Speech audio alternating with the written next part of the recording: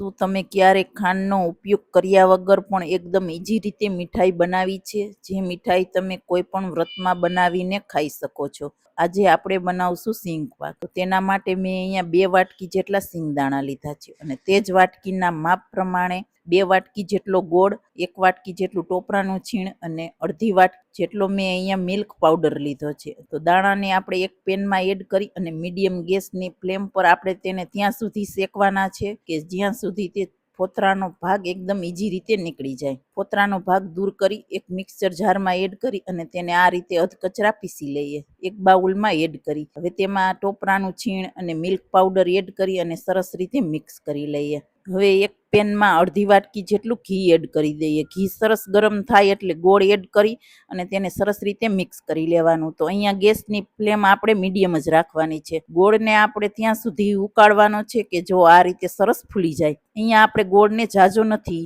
ઉકાળવાનો. દાણાનો powder add કરી અને સરસ રીતે મિક્સ કરી લઈએ.